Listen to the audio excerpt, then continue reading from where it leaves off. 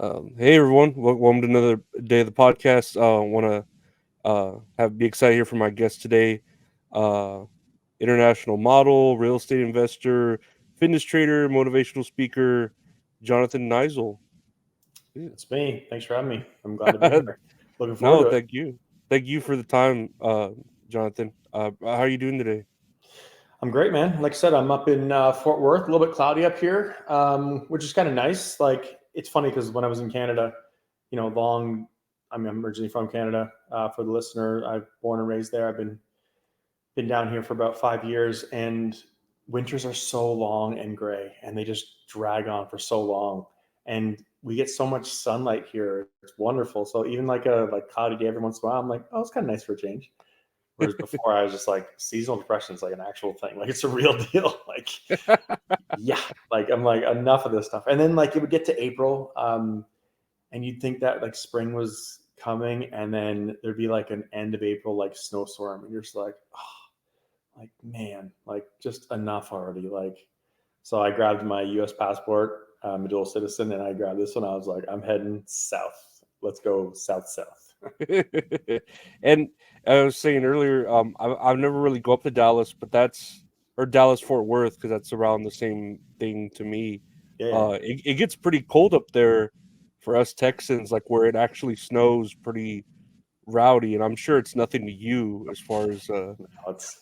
I mean, we've had. It's funny. Like we had a couple of those freezes. Those were real deal. Like those. Like when it came through with the ice. Like even in Canada, like, you don't mess with ice. Like ice is. That's a whole different thing. yeah. When it gets like a little dusting of snow though, and people are like, you know, school like counties are calling off school and stuff. I'm like, what?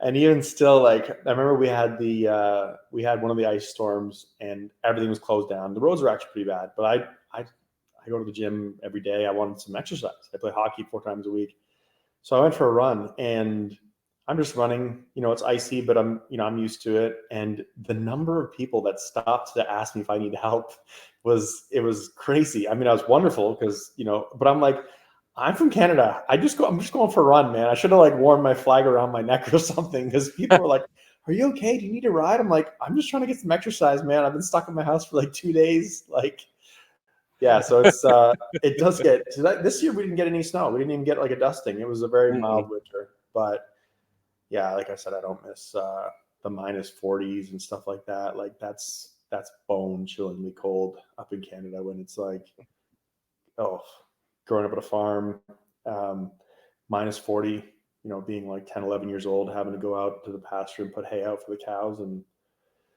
I mean, you just got to do it, man. But Man, now that I'm I an can't adult, I don't imagine. have to do it. So I chose not to do it. Yeah, I know. And it gets more like that with the ice up there in Fort Worth, but here in San Antonio, where I'm at, we had that one time where it was like iced over everywhere. The power grid was suffering. We were all panicking to buy goods or get gasoline. Go to buy the sell out the heaters at the stores, and Yeah, even I'm like, "No, I think we'll be fine," I mean, I love the cold weather because 'cause I'm a bigger dude, so I yeah. just enjoy it. But yeah, how you're saying, like, it must be, culture shock for you. You're like, "What's the big deal?" It's, "Oh, man, what was it, like, uh, 20 degrees or, 25 degrees," and you're like, "What? I'm used that's nothing. That's a warm I'm, day for I'm me." wearing like a spring jacket, like, and I drive a Jeep too. So when there's like a bit of like everybody's like driving slowly on, I'm just like cruising along. I'm like, I'm just used to. I grew up driving and stuff, man. Like, you got to know how to drive it and drive safely. But that's one thing that people told me moving here, and I saw it for myself. Like when there was like hey, there might be flurries. People empty out the grocery store. Like bread, Mhm, milk, eggs are like mhm. emptied out. And I was like, oh, Uh-huh. it can't be. So surely not. And then I went and saw that. I was like, holy moly, like this is no joke. No, we panicked. Or I mean, I wouldn't because I would work in a grocery store too, so I would see it when there Mm, is like even a possibility of ice, and not even guaranteed. It's just, oh, the weather says going to be cold. Everything sells out. Like yeah. everyone's ready to hide in their homes for the next 3 or 4 days, and it's like, calm down. Well, remember how crazy COVID was when it first started, and we didn't know, and like toilet paper, you couldn't buy toilet paper or stuff like that. Like everything, we had no idea what we were dealing with. Like, I remember talking to my friends, be like, a couple weeks, and we'll be back to it. And thankfully, Texas got back to it pretty quickly. I know Hmm. up in Canada and other places, it went on for a long, long, long time. But that was pretty crazy too, because like going to the grocery store and like just seeing things like people were stocked. We just didn't know what we were dealing with. But I mean, I guess it's better to be over prepared than underprepared. So Yeah, and like you're saying too, especially Texas. Luckily, we didn't kind of swing the other ways of like California or I don't know, Florida. Florida was kind of the same as Florida was Texas, good. I think. Florida, same, yeah, same as Texas. Yeah, Yeah, but it's funny. California and New York. Yeah, it's my friends in Canada went on for like 2 years, and when things first opened up here, they're like, "That's so irresponsible." I mean, people can have their own beliefs, but I'm not going to get political, whatever. Like, Yeah, but they that's were how it saying was like, though. yeah, they're like, so irresponsible to be opening up again and getting back, and then 4 months later, it's like I would give anything to be in Texas or Florida right now. People are messaging me like I would give anything to be there, and yeah, there were a lot of crazy things. I just luckily planned not planned it. I moved down here April 2019, so I was able to set up a life, meet people, stuff like that. And then February, I guess, is when 2020 is when COVID hit. So Hmm. I kind of just luckily by happenstance moved down right at the perfect time. And yeah, it's crazy to think that was 4 years ago, but and all the crazy stuff going on. Then we But still feel the effects of it too, even more or even now, and that did lead to and not say you had already planned to come this way, but it did lead to a lot of like migration of people oh yeah, from big those time, cities to Florida and Texas to get big away time. from that. Big time. I know a lot of people who've come from California who have moved since. And yeah, Texas is a wonderful place to be. That's what I was like. I was surprised. I didn't know what to expect before I moved here. I came down February 2019 for some interviews and then for 4 days. And then I drove down. I was like, okay, I'm moving there. And the people are so wonderful. Like the cost of living is great. The tax situation is great. I'm a big advocate for Texas. It's awesome. And I think a lot of people are realizing that and coming down. And it's like, yeah, come on in, man. It's awesome. Yeah, everyone thinks it's real cowboy, Yeah, red state, and it's surprisingly not as red as you would think. Yeah, there's still like, old fashioned ways if however politically you want to lean, or yeah. it's religiously this and that, but it's very open minded with the newer It's very, ideals. very respectful and very open Yeah. minded, like you're saying. And that's what I was sort of surprised about and like pleasantly surprised about. And people are like, "Oh, how can you live there?" And I'm like, people just let you just live your life, man. People are just like, I think if you go too far in any direction, it's a bad thing. If you go like any direction, whatever it is, Hmm. too much of Hmm. anything is a bad thing. But yeah, people are really respectful, and Canadians are very polite. Texans are very polite. I love the Southern charm part about it, the manners and stuff like that. So yeah, man, glad to be here. No, yeah, I'm glad to have you here, and thanks. Yeah, Texas is great. I'm sure Canada's cool. I know. Every time I hear about Canada, it sounds great. I see a lot of like I watch wrestling, so a lot about Canada with Mm-hmm. wrestling, like Bret Hart and stuff like I was that. about to say Bret Hart and Owen Hart, his brother, Uh and huh. yeah, there've been a lot of good Canadians that came out of Canada, or Yeah. good that come out of Canada. So I hear, and then I love the idea of the ketchup potato chips. I They don't know are why that's so only. good. They are so good. So that's I wanted to start a ketchup chip company and bring it down here because people they're like, oh, ketchup chip. No, I'm I like, love ketchup, try it. and I'm like, why is that only a Canada thing? I'm like, you have to try it. It is such a it is such a good thing. Like it's what I grew up with and I know, but it's people try them and they're like, oh wow, this is actually pretty awesome. I'm like, yeah, it's awesome. It's like the number one condiment in the world on like the number one snack. Like Uh, put them together and it's double. It's yeah, man. Those are so good. Whenever I go back or know somebody's going back, I'm like, bring down some ketchup chips for me, please. I swear, I always I put ketchup on everything. When I was a kid, and then Yeah. seeing that, and it's like, oh, this is only Canadian. I'm like, why? That Yeah. I feel like, yeah, like you said, ketchup's like one of the greatest things. It's everywhere. That's not just a Canadian thing. Why No. is it only in Canada? It's weird to me.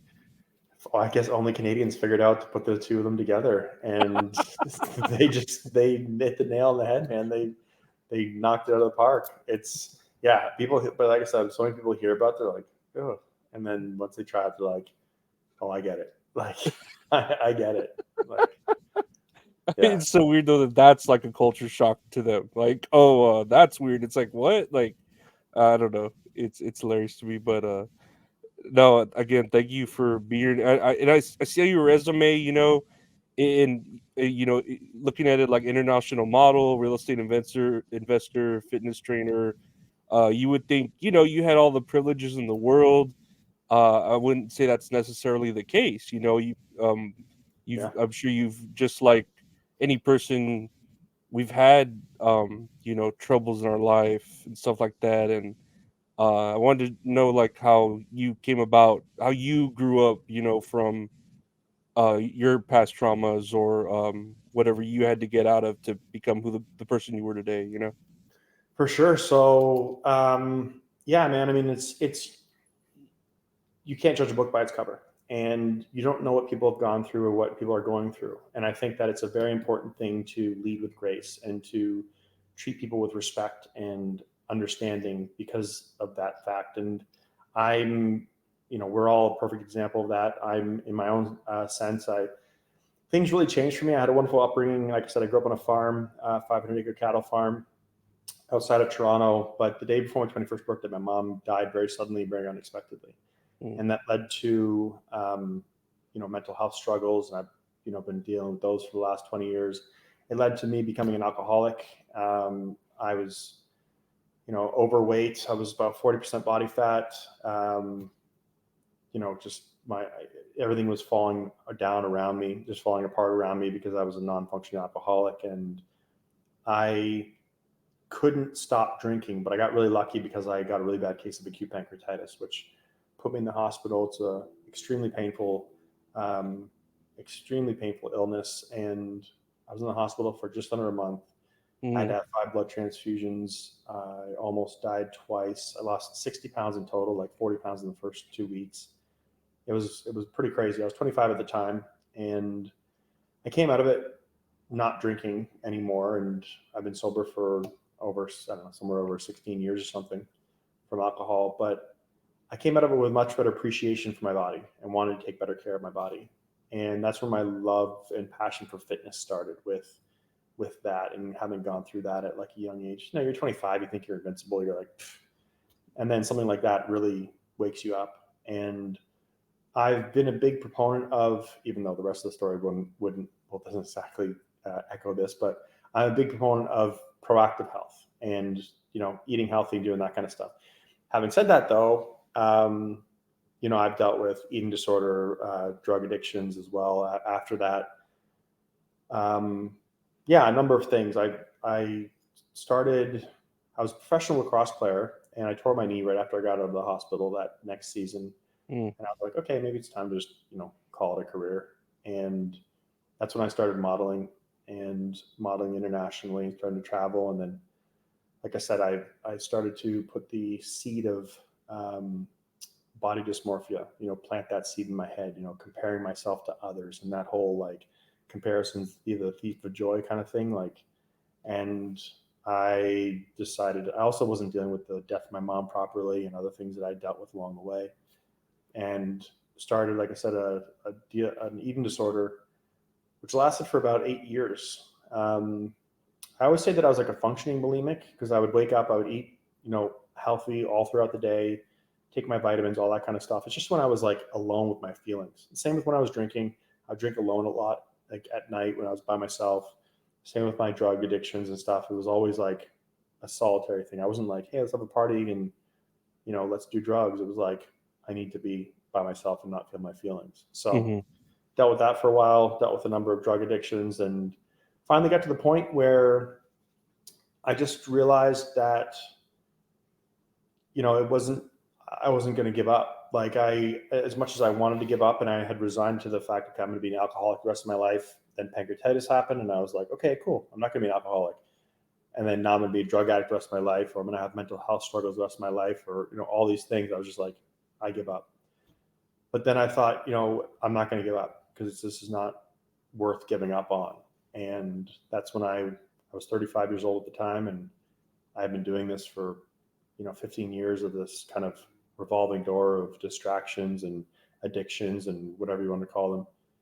And I thought, I'm going to go to therapy. I'm going to go talk to somebody about things that I've been through and, try something different. Because for the longest time, I was like, I don't have money for therapy. Well, I have money for drugs, lots of money for drugs. I don't have time for therapy. Well, I got time for drugs. Like, Mhm. I can always find time for that. So I was like, I got enough of those excuses. Like, enough is enough. And yeah, I just it definitely got harder before it got easier because I was now dealing with being a sober functioning adult, or trying to learn how to be a sober functioning adult for the first time in my life, because I was never that. And but it was absolutely worth it, and I'm glad that I battled through, and I'm still battling. Every day. As we know, like, life is a battle. It's a wonderful thing, but there are the ups and downs of life, and Oh, there are hard definitely. days. We have to push through, and things happen. We need to feel our feelings, and express that or whatever. And but yeah, I think that's kind of the long and the short of it, is really that I'm I really enjoy being clear headed. And I'm not here to tell everybody don't drink, don't do drugs, don't do, like, please, by all means. I'm not, like, this is just my story. This is what I do. This is how I choose to live my life. This is what I need to do to be a functioning adult. Because with my mind, if I do something and I'm like, oh, that felt good, my mind's going to go, let's do that all the time. Like, let's like, Yeah. let's like put everything else aside that we worked hard for, and let's do that all the time. But yeah, I really come to enjoy the clarity of being consistently just clear headed. Whereas I spent decades being comfortably numb and trying to alter my state of consciousness. But you know what? I've learned how to forgive myself for that, because I was trying my best with what I had at the time. I think about it that way. Like, only reason I can talk about this now and come on programs like yours is because I've truly forgiven myself in the fact that, hey man, you were trying. Were they the best choices? No. But you know what? That's life. I wouldn't change any of the things that I've gone through. Wouldn't change the choices that I've made. It's made me who I am. I'm proud of the person that I am, working to always be a better person, and for myself and my loved ones and for society, and just, yeah, man, just trying to do my thing. But yeah, if I'm just a regular dude, like, if I can do it, then anybody can do it. It's just you have to really, it's work, and it's a battle. Like we said, it's a battle, but it's the best and most rewarding one we could ever fight for. No, for sure. It's like trying to dig yourself out of a hole. The dirt's gonna keep coming on you. It'll feel like you're doing it for nothing. That it's the dirt's gonna keep piling on you, but you got Oh, to for keep sure. trying. And definitely in your situation, not to say some people might have it worse, some people might have it better, but Yeah, it's just different. uh you definitely cope. Like you're coping. This is how you chose to cope, and that's what helped you get through.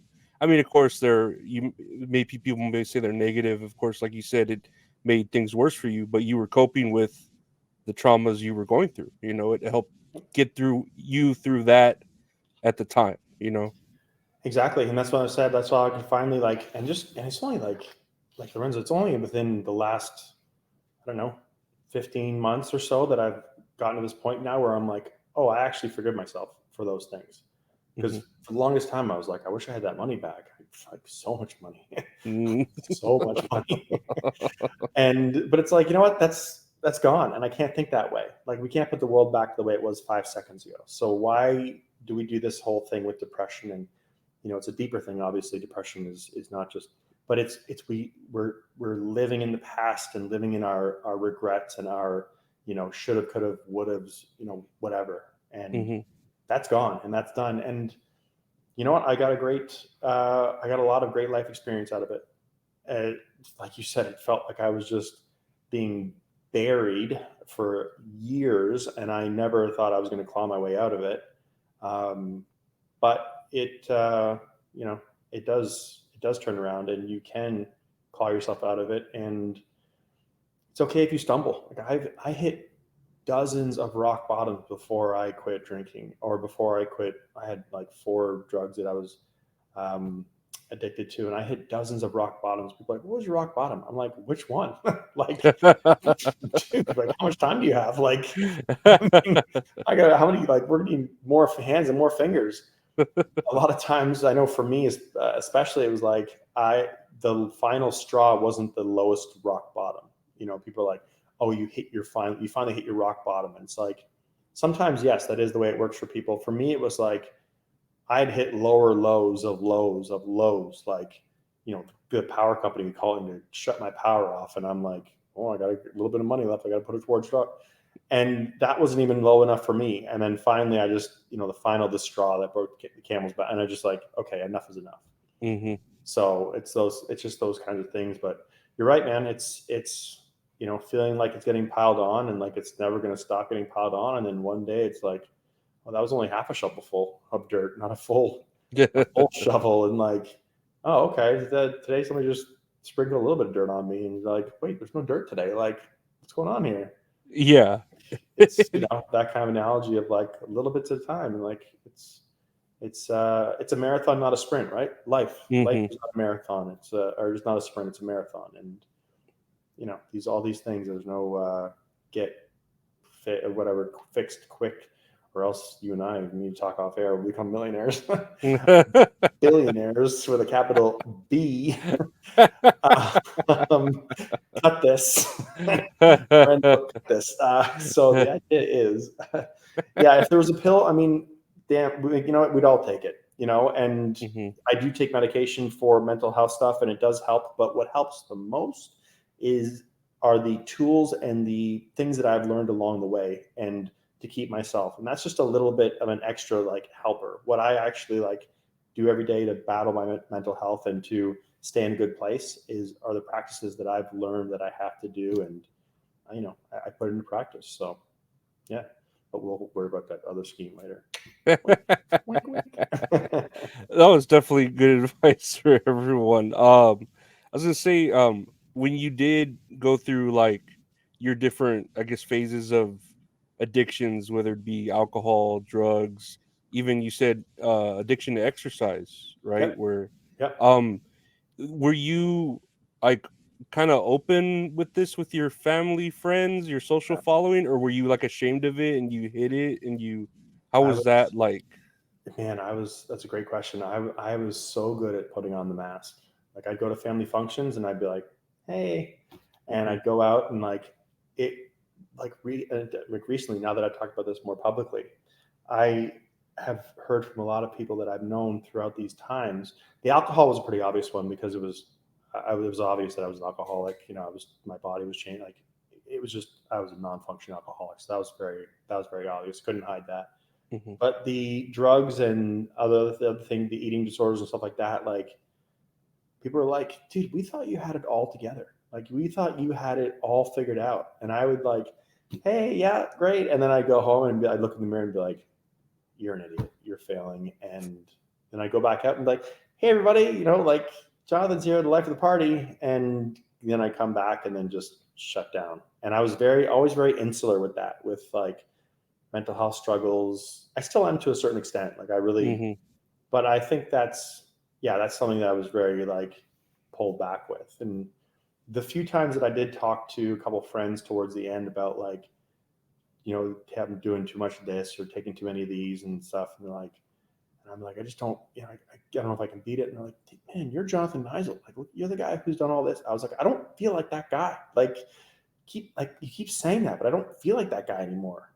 But deep down, I just had to remember who I was, and I owe a lot of it to, um, like I talked about with the farm, like being on the farm and it being 40 degree, like minus 40 degrees, and I'm, 10 years old, and I had to go and do all the chores because our animals, relied on us.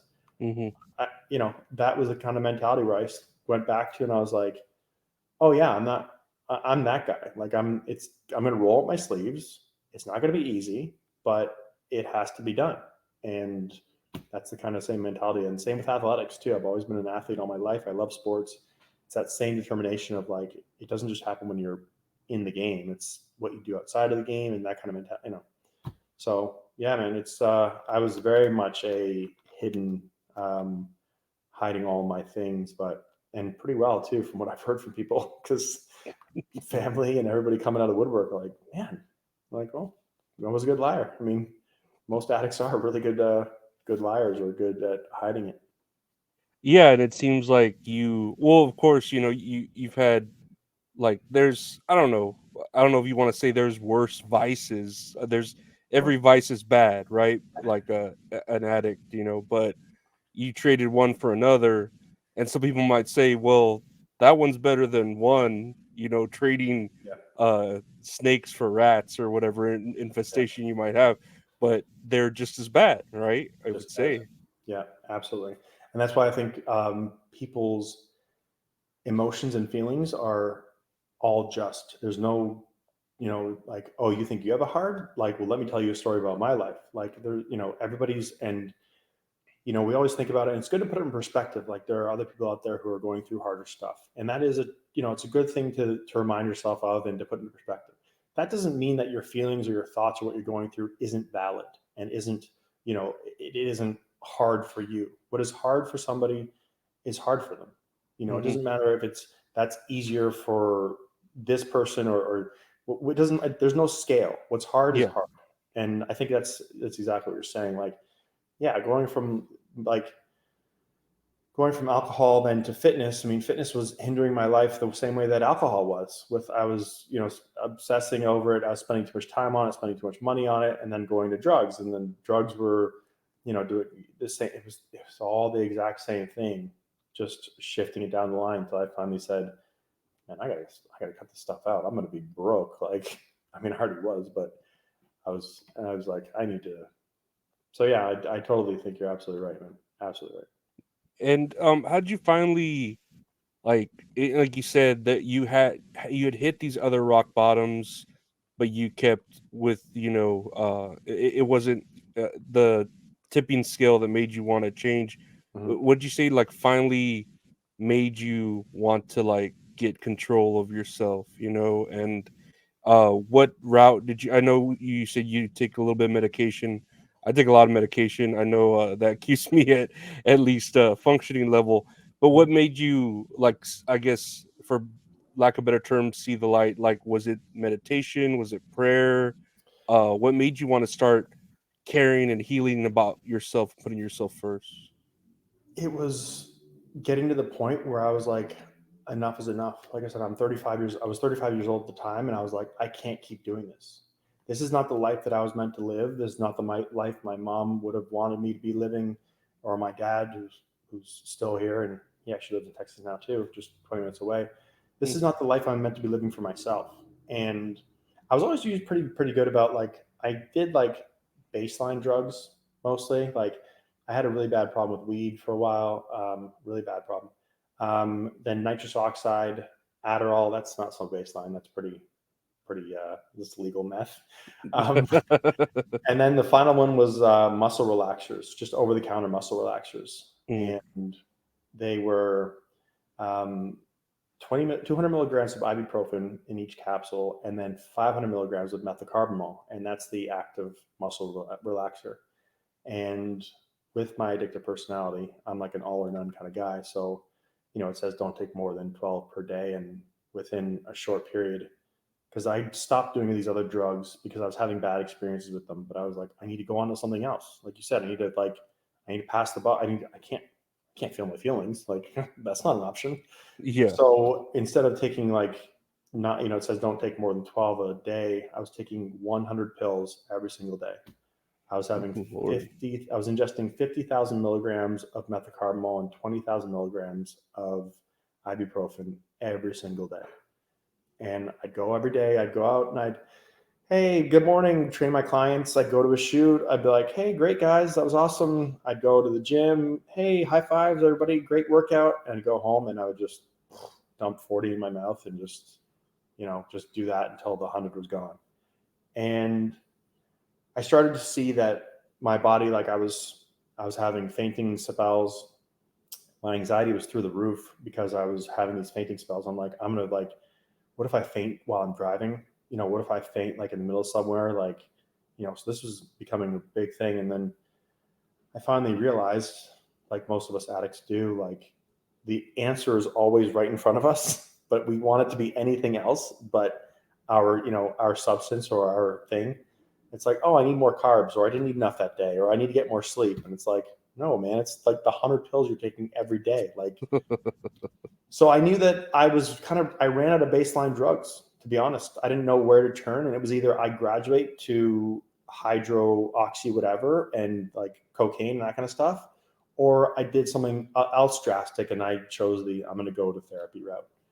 And that's where I was like, I got nothing left to do, man. I've run out of options here. Like I said, either I graduate to the next level and I'm going to, I'm either way, I'm just not going to make it. So I might as well try something different. And yeah, for me, it was cognitive behavioral therapy. So one-on-one therapy Hmm. with a therapist. And yeah, just being sick and tired of the fakeness and the not feeling like the person that everybody sees me as, and feeling, people look at you and you go to shoots and stuff and like, oh, you look great, man, your abs, and oh, it's awesome. And then inside you just feel broken, like a shadow of a person, and like deep down to your soul, like feeling like that. I'm like, I can't do this anymore, man. I'm like, I don't want to do this anymore. So I turned it around and just, like I said, rolled up my sleeves and got to work. And did you have any? I know you said you had, with lacrosse had hurt yourself, and Mhm. you've been to the hospital for other stuff for your alcohol right addiction, Mhm. like that got real bad. Yeah, I've had With issues. the painkillers, was that like to mask any of the pain from that, or was it more of just like It started. mental? It started out as like, aches and pains from like my lacrosse career or like working out and stuff, and I would just take a couple. But then when I stopped smoking weed, it was like, oh, this is all I have left, so I'm going to go all in with these. And Hmm. that's when I was like, and then it led me to having an intestinal ulcer, and major internal bleeding. That's why I was having fainting spells. That's why I was feeling the way that I was feeling, because I was, just ruining from the inside. And yeah, that's when I was just like, enough is enough. But yeah, our bodies are wonderful things, man. They're we are lucky to have them. What they do is absolutely incredible. It's not easy to take care of them by any means, and I understand and respect that with everybody. Life, it happens, and like I said, I'm not a preachy person by any means, but I just know that that wasn't the path for me, and yeah, we're all different.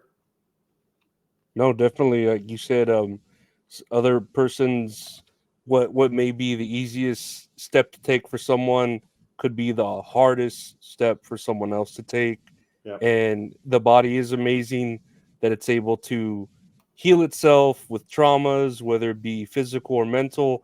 But Mhm. then it's also our one and only body, so we need to cherish it and take care of it. Like you said, go to the cognitive behavioral therapy or take care of yourself in any ways, because it all works together physically and mentally. uh Yeah, you you're can't just have absolutely right. one or the other. You're absolutely um right. And that's what I did for the longest time. I like, for me, it's, true health is mind, body, and spirit, whatever spirit means to you, but mind, body, mhm. and spirit. And for a lot of time, I was just focusing on body. I was like, if I look okay on the outside and look a certain way, especially being in modeling, then I'm fine. But I was ignoring the mind and like my spirit, like how I felt about myself. And that was, unraveling me. And yeah, it's like you said, we only get one of them, but it's, you got to take care of the whole package in whatever way that works for you. And it's not about being a model. It's not about any of that. Cause it's just about however, whatever makes you happy and feel good. Like it's an important thing. And was that ever a part of you, like any outside feedback or what you thought other people might have thought you looked? Was that ever a part of it, or just your inner like self wanting to look a certain way? uh Oh yeah, for sure. I mean, like modeling when I first started 15 years ago was like, okay, you need to be this, this, and this. Mhm. Like, you know, don't, Yeah. like, don't gain this or don't whatever. It was like, it was very much more like stringent. But then it was also the self comparison. And then it was, I didn't start modeling until I was 26, but so I had a pretty good understanding of myself, who I was. I mean, I still had a long way to go. I still I'm finding myself to We some all are. extent, right? Uh-huh. But I'd go to a shoot or I'd go to a casting, I wouldn't get the job, and I'd be like, oh, what's wrong with me? There must be something physically wrong with me as to why I didn't get that. And it could be like the casting director doesn't like blue shirts and you wore a blue shirt. I mean, it could be anything, but it's Mhm. like, put it out. So there was a lot of that kind of stuff. Like there was that external part of it. I remember I first got to South Africa, and it was a new climate, like change of climate, and my skin broke out a little bit. And I remember my agency being like, "Hey, do you want to take care of that?" I was like, "Do you think I want to have acne right now?" Like, idiot. Like, hey, can you take care of that?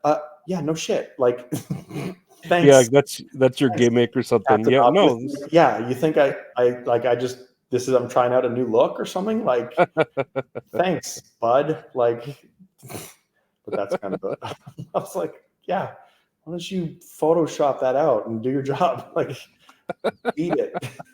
Like, stupid.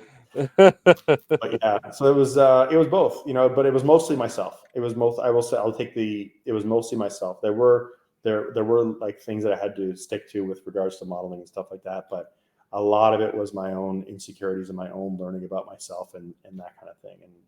And yeah, and I've since learned, and I tell people who are getting into modeling, and I think just in general, like I didn't the most successful I've been at as a model is when I've finally embraced who I am. And, I just because of my genetics, I build muscle a bit more than like pretty easily. So I'm a bit bigger than the standard size. I'm, maybe one or two suit sizes bigger than what used to be the like cutoff. And, I was like, I need to be the happy with myself first, and then go out there and instead of trying to emulate somebody else, because there's already like a version of somebody else. And I think that's important for just in life. You open up Instagram, you're like, what? I didn't know you could have abs from your chin all the way down to your like how many abs is that? I'm like 2, 4, 6, 8, 10. I'm like, that's not even physically pop. And then you're like, oh, and then you see like 21-year-olds with Ferraris, and you're like, where's my Mhm. Ferrari? Like, I'm 42. I should have two Ferraris by now. If that's the math we're doing, like, what's going on here? But it's like, forget all that, man. All that glitters isn't gold. Stop comparing ourselves. We don't know the backstory. We don't understand, like, whatever, man. We just stay in our lane and just try and do what we do and be happy. Yeah, and that's the thing, like, do what's good for you and what makes you happy, what keeps you healthy, what Yeah. keeps you, I don't know, just better in life.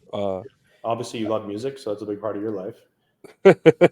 I love sad girl music. I know as a like as a kid I'd like hard rock and I'd like the metal, and now that I've gotten I have my anxiety and all that, so I prefer like the softer, relaxing melodies of Lana Del Rey or female. So it's Yeah, funny how, like you said, 26, you're thinking, or even before that, I'm invincible, this and yeah. that, and then now you're like, oh man, I gotta take care of we change as we age. It really does. Man, that's like I was watching true crime stuff constantly. It's fascinating and all that kind of stuff. And I was like, I'm going to bed thinking about like that serial killer killed 18 people. And I'm like, it's murder all the time. I was like, I can't watch this anymore. Like, I need to like.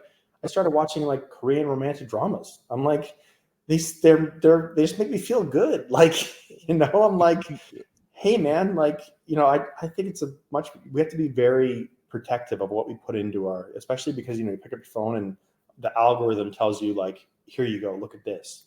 Hmm. And your buddies send you videos like, hey, you want to see something? I'm like, no, I don't want to see that. I do not want to see that. But yeah, like I had to do the same thing, like, and I totally get what you mean, like with regards to like music and watching certain stuff and how it affects us. And it's like, I don't want to think about death and murder all the time. Like, Yeah. I just don't want to. Like, it's too much. So I I'm totally get. already paranoid about, the stuff that can't happen. I don't want to be paranoid about the stuff that can happen. Like, we need more to be like freaked out about. Like, Yeah. we don't already have enough stuff to be freaked out about. Let's pour a little bit more on there, like on the fuel on the fire. Like, all I need is. Exactly. No. Um. We talked a lot about your well, but even both of us, our traumas, the past, the stuff we still go through. It's a never-ending battle. I say it's like climbing a slippery slope. Like you can get up there, fall all the way back down, just get back up, kind of keep climbing. Take your time. Do you believe these traumas, without them, they wouldn't have been the person? They make the person you are today, and with anyone, and they might actually like strengthen us or help us, like we had to go Oh, through. without a doubt, absolutely. I don't know if I said before, but if I could go back to like 21-year-old Jonathan and give him any advice, my mom just passed away. What do I do? I wouldn't say don't drink, don't do drugs, don't do this, don't do that. Like, I would just say to myself, it's going to be hard. It's going to take a long time, but you're going to get through this. Because there's so many times throughout this whole thing called life that I've thought I'm not going to get through this. But I would not take back any of those things at all because they made me who I am today. And I got a lot of funny stories from them too. But they made me who I am today, and I think that absolutely makes us who we are. And it gives us the tools. And as humans, we are conditioned to try and not make the mistakes over and over. And sometimes we do, obviously, but we can see things and then we'd be like, oh, okay, I've seen this before, or I've dealt with something similar, or you know, this for me is a problem, but it's not as big as a problem as I've gone through before for myself. So let's put this in perspective and let's work through it. So yes, absolutely, I think these things shape who we are, um, for the better, and sometimes can be for the worse. Depending on it's that push and pull of our mind being our greatest asset and our biggest enemy, and like that push and pull of it. And I think, like I said, that's why I can talk now about these things, is because I've embraced and forgiven myself for the things, and embraced, and I kind of like the person I am today. Like, I'm always working to be a better person, but I've worked really hard, and I kind of like the guy, like the person I see in the mirror for once, as opposed to looking in the mirror and being like, dude, you're a failure, you're a fraud, you're not the thing people think you are. And so yeah, I totally think that. I totally think that it's important. And but that's different for everybody. That's people Hmm. have different value, like different variations of that or whatever, and it's not to be compared. I just think, yeah, it uh, it builds strong people. I believe so too. Yeah, and lastly here, well, we talked about a lot of advice. You'd give yourself. Any piece of advice you'd give, like, especially men out there, because I know, and this is a different world. Of course, it's like 2024, as we're saying this. A lot of people are more open about getting therapy, getting help, but of course, it's still harder on a man, even in these times, to want to express that they're going through something, or they want to show any signs of weakness, and maybe that's just born into our genetics or whatever, as being like a predisposed male. What would you say, like, to the advice like that, like to someone who is afraid to share that darkness that they're going through in their life, or afraid to talk about it? Yeah, I found this. So just to finish off the last thing we were saying, I found this quote that I'd heard recently, and I think it speaks perfectly what we're saying. It says, "You cannot wish for both a strong character and an easy life. The price of each is the other." And I Hmm. think that's just exactly what we're talking about. But I think it's so for the longest time, to answer your question, Lorenzo, like I didn't want to talk about these things because I was embarrassed, I was ashamed, I was confused, I was not manly, like all that kind of stuff. All these things, and I thought people were going to look at me differently. And it's quite the opposite. Like you have to start talking about it. And I always say that if you have access to, and I know not everybody has access to medical professionals, but if you do have access to a medical professional, go and start talking to them and reach out. And don't be worried about the, you know, manly this or manly that kind of thing. Like, somebody came up to me dark alley, I'll beat the brakes off them, like not like without hesitation, like no problem. Maybe not a UFC fighter because they're pretty crazy, but it also doesn't mean that I can't stand behind things that I've been through and talk about them and stuff, and that's helped alleviate and relieve so much of that just stress and weight that I was carrying around for the longest time. It's, as men, we're supposed to just put our blinders on, push down whatever you're feeling, and then just shut up and get out there and do this and do that, and stick to the script. And I just don't think that's the way that it works. I think that we are people who need to get out of our own heads and we need to talk about stuff. And maybe it's talking to your spouse, maybe it's talking to a friend, maybe it's whatever. But the more you talk about it, the more you realize, first of all, I'm not the first person to feel like this, because when I had anxiety and depression the first time 21 years ago, I was like, oh, nobody's ever felt this way before. And I'm just going crazy. Like I'm losing it, or I'm weak, or whatever. Like you think all these things. And Mm-hmm. then you talk about it. And another reason why I do these podcasts and talk about it now is first so I can continue to grow and help myself, but also so I can, maybe we can reach somebody, like having this conversation. Maybe we can talk to somebody who's going through some stuff that we've been through and we've talked about, and maybe it helps them realize. So stand behind your emotions and really just start talking about it. And yeah, it's working, it's problem solving. Worrying is like a rocking chair. It gives us something to do but doesn't get us anywhere. Just we're just rocking back and forth. So talking and problem solving is moving forward and having a plan. And yeah, I think that's been the biggest thing. And then trying to focus on the positivity. It's a beautiful world and it's a beautiful life. And as much as I've thought, and so many times, like it's all negative. Like the sun's out, who cares? Just fuck that. Like whatever. I don't give it. Like, and like my dog would come by and she'd do something goofy and kind of make me chuckle for a minute. And I was like, oh, that was fun. I was like, I would try and focus on that positivity, like that little nugget of positivity. And Mm-hmm. like we talked about with the, like you said, with the being buried analogy, then I found that, it started to swing from like 90% bad and like a 10% good day. It started to get more like 60-40 and then 50-50. And then we started to cross over. And then, of course, we have those days where we have bad days. But in general, and like dealing with the depression and stuff like that, I found for me that was just the slow shift in retrospect. Because when you're going through it, it seems like, I'm not making any progress. But and you look at it and then you kind of look at things and you're like, oh, wait a minute, I am making progress. And again, until we develop that secret pill, wink, billionaires, um, it's a little bit at a time. Mm-hmm. It's working on it a little bit at a time, and yeah, just seeing the changes. But man, it's the most important fight we can fight. No, definitely. And I'd say, like you said, not you a man or anyone, not necessarily just a man, they may think I must be the only person who's ever felt this way. No, we're not alone. Everyone has felt that way. And I've always said, of course, anxiety. I have anxiety, terrible anxiety, depression too, but who doesn't? In this world, especially, uh, anxiety and mental health is kind of like a boxing match. You have people in your corner, but it's a fight you have to fight on your own. But know Yeah, that there is support, and there that's are great. people that will help you. Yeah, that's Um, fantastic.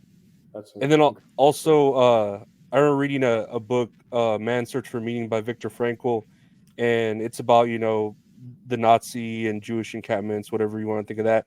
But the way he survived, because he was in those encampments, was to always have, even if it's the smallest thing to look forward to, always have something to look forward to tomorrow to Yeah. get you to the next day. Even if it's I'm getting a package tomorrow, Mhm. that's or I'm gonna walk outside and take a few steps. Like you always have something to look forward to, and it keeps you going to the next day. You know. Yeah, that's very true. Or I'm going to wake up tomorrow. That's a wonderful gift. Hmm. Just waking up. And like that's a wonderful way to look at it and to put it. Yeah, man, that's awesome.